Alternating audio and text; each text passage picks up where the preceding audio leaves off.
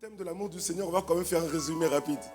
Hein, pour que tu aies quand même un peu les bases. Nous avons expliqué hier nous avons expliqué d'abord que l'évangile de prospérité n'existe pas. Que quelqu'un dise amen à ça. Ça n'existe pas, ça n'a pas lieu d'être. Nous ne parlons pas d'un évangile de prospérité. Il y en a qui disent que lorsqu'on parle de finances à l'église, on est en train de prêcher un évangile de prospérité. Mais ce n'est pas vrai. Nous, on prêche l'évangile du royaume. On prêche l'évangile de Jésus-Christ. On prêche l'évangile du royaume de Dieu. Or, le royaume dont il est question, c'est le royaume le plus prospère de tout l'univers. Donc lorsque tu prêches ce royaume, à un moment donné, tu vas prêcher la prospérité. Mais pas l'évangile de prospérité. Parce que c'est un royaume qui est prospère. Amen.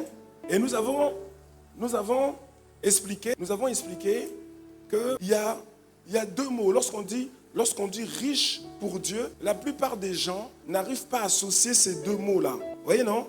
La plupart des gens, ils n'associent pas riche et Dieu. Ils n'associent pas la richesse avec Dieu. Parce qu'ils se disent que non, les chrétiens, c'est des gens, voilà, ils sont souvent dans le manque, ils sont souvent Ils ont du mal à associer les deux. Il y a même une expression, je ne sais pas si on la donne ici, mais en France, notamment en Belgique, on dit pauvre comme un rat d'église. Mais non, on associe la pauvreté à l'église, ou l'église à la pauvreté. Et pourtant, Dieu n'est pas pauvre. Que quelqu'un dise amen. La Bible dit que la terre et tout ce que la terre renferme appartient à Dieu, à l'Éternel.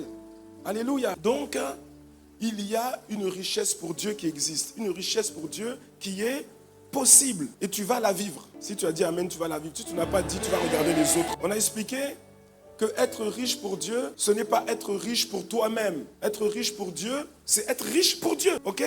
Et on a dit que être riche pour Dieu, c'est être riche d'abord. Le mot riche, ce n'est pas un mot en pointille. C'est un vrai, c'est-à-dire c'est une vraie richesse. C'est quelqu'un qui est riche. Tu me suis? Je suis en train de te décrire. C'est véritablement être riche. Être riche pour Dieu, c'est aussi une richesse qui vient de Dieu. Ce n'est pas une richesse qui vient du monde. Parce qu'on a expliqué que le monde aussi donne des richesses. C'est clair et net. Et d'ailleurs, même la plupart des gens que vous voyez dehors qui montrent de la richesse, ce n'est pas une richesse qui vient de Dieu. Ils sont riches peut-être, mais ils ne sont pas riches pour Dieu. Tu me suis ou pas? Oui ou non? Il y a peut-être même quelqu'un de l'église ici, tu vois, non? Qui n'a pas fait l'effort de venir parce qu'il estime ou elle estime qu'elle est assez riche, tu vois. Mais moi, ce n'est pas de cette richesse dont je parle, moi. Je parle de la richesse pour Dieu. Parce que si tu estimes que tu as suffisamment d'argent, que tu es assez riche, tu n'as pas besoin de ce séminaire, tu n'as pas compris. Ça, ce n'est pas la pensée de quelqu'un qui est riche pour Dieu. Est-ce que quelqu'un me suit ou pas?